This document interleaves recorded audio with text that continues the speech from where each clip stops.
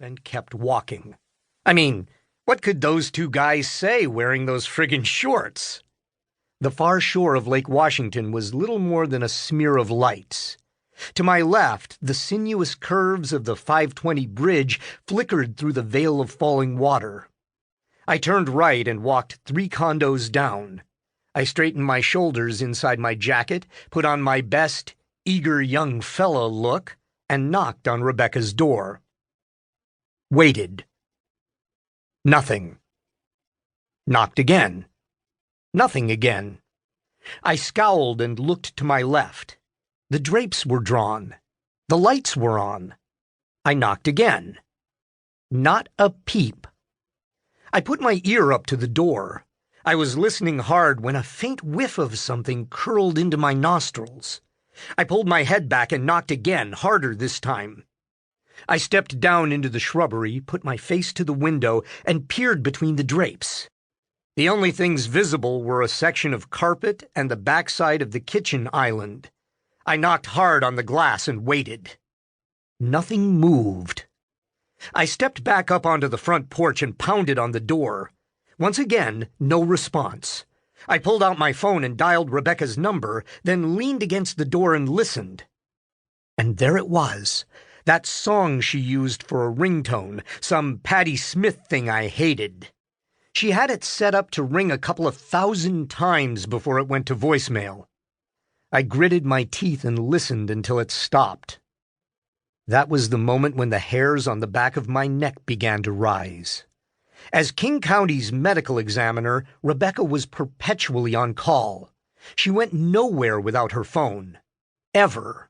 We made jokes about how she took the damn thing to the John with her and what it was like to have to talk to other people under those unseemly circumstances. My chest began to tighten. I set the flowers and candy on the porch, stepped back for leverage, and raised my foot. Then put it back down. I stomped around in a frustrated circle, spent a few minutes lecturing myself. What if she was... What if... When I couldn't come up with another what if that made any sense at all, I reared back and gave the door all I had. The door burst open and banged against the wall, telling me right away that the deadbolt hadn't been set, a security precaution I'd never known Rebecca to forget. Before I could move forward, a great burst of air came rushing from the interior. Cold air. Chemical air. Bright, burning ice that bit my nostrils and gashed at my throat in the second before my screaming lungs puked it back out. Gas! Holy shit! Gas! I dropped to one knee. The air was better down lower, but not much. "Rebecca!" I croaked. "Rebecca!" And then I was moving forward, on my hands and knees for the first 10 feet, and then all the way down onto my belly, slithering across the carpet like a cockroach, my lungs on fire, my nose and eyes pouring down my face. On the far side of the living room, I pushed myself to my feet, reached for the light switch, and then stopped my hand in midair as I had a sudden vision of the whole place erupting in a great ball of blue flame. I groaned and flopped back down onto the floor, where I vomited a couple of bags of airline peanuts onto the carpet and began crabbing forward on my elbows, swiveling my head as I moved along, trying to find her with eyes that felt like they were filled with splintered ice. As I rounded the kitchen island, my hands smacked onto the tile of the kitchen floor. "Rebecca!" I screamed again. Listened. And then, above the sound of my gasping breath, I heard it. A rush like water running in pipes.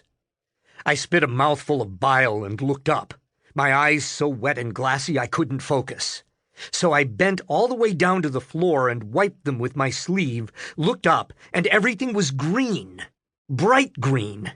And then I remembered the fancy French stove she'd bought a while back. A Leconche, if I recalled. All green enamel and fancy trim. I started pushing myself toward it, the air getting viler by the foot, my lungs spitting it out as fast as I could force it in, until I made it to the far end of the kitchen and used one of the oven handles to lever myself to my knees. It felt like somebody had buried an axe in my forehead as I ran a hand over my face, trying to make out what it said on the stove knobs. I couldn't see, so I started turning knobs back the other way, and the rushing